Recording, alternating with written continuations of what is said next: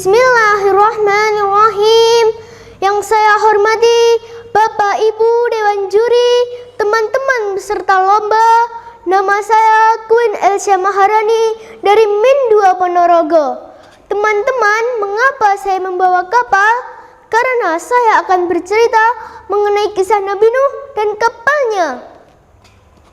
Pada zaman dahulu, umat Nabi Nuh gemar membuat patung untuk mengenang nenek moyang yang telah meninggal. Pada suatu saat, iblis membisikkan ke telinga umat Nabi Nuh, "Hai manusia, patung arwah nenek moyang kalian itu dapat memberikan kekuatan, kekayaan harta, dan semua yang kalian minta. Maka sembahlah dia, buat dia yang besar sekali." Hahaha. Dakwah Nabi Nuh sangat sulit dan mendapat tantangan keras. Mereka tidak suka dan sangat benci kepada Nabi sehingga memusuhinya. Nabi dianggap akan merobohkan kekuasaan dan kepercayaan mereka. Maka mereka berupaya untuk menghasut masyarakat agar mengusir Nabi. Teman-teman yang saya cintai, hingga suatu hari Nabi Nuh mendapat perintah dari Allah untuk membuat perahu dan diletakkan di atas bukit. Perintah tersebut mendapat ejekan dari kaum kafir. Mereka menganggap Nabi Nuh sudah tidak waras. Setiap mereka melewati selalu mengejeknya. Namun Nabi Nuh dan kaumnya tak berputus asa, terus berupaya menyelesaikan perahu yang akan ditempati oleh hewan buas, ternak manusia, serta burung. Kemudian Nabi menjelaskan bahwa akan datang suatu hari banjir besar dan membinasakan orang-orang yang ingkar. Maka hendaklah kalian bertaubat dan mengikuti perintah Allah jika ingin selamat. Hingga suatu hari Allah memberi teguran kepada kaum kafir berupa munculnya penyakit kulit yang sangat ganas yang tidak ada satupun obat yang mujarab. Berbagai pengobatan telah dicoba, tetapi penyakit justru semakin parah dan meluas. Ternyata penyakit itu dapat sembuh oleh kotoran mereka sendiri yang mereka buang di kapal Nabi Nuh.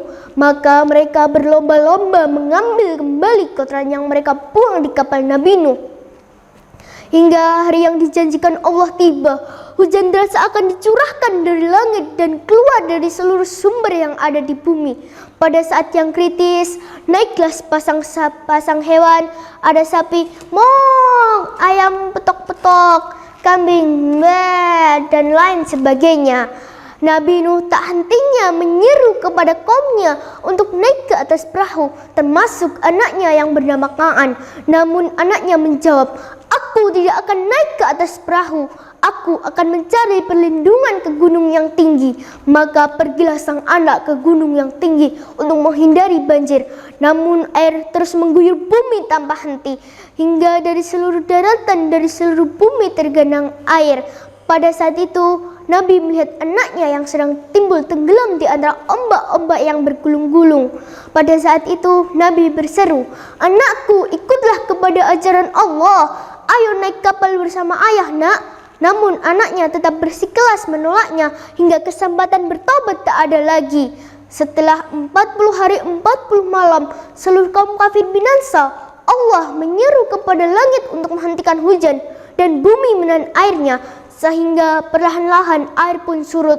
Perahu pun berhenti di atas pegunungan Judi di negara Armenia. Maka dimulailah kehidupan baru setelah banjir dengan jumlah orang yang termuat dalam perahu.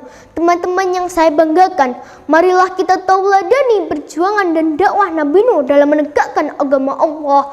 Semoga kita termasuk orang-orang yang beriman. Sekian cerita dari saya. Wassalamualaikum warahmatullahi wabarakatuh.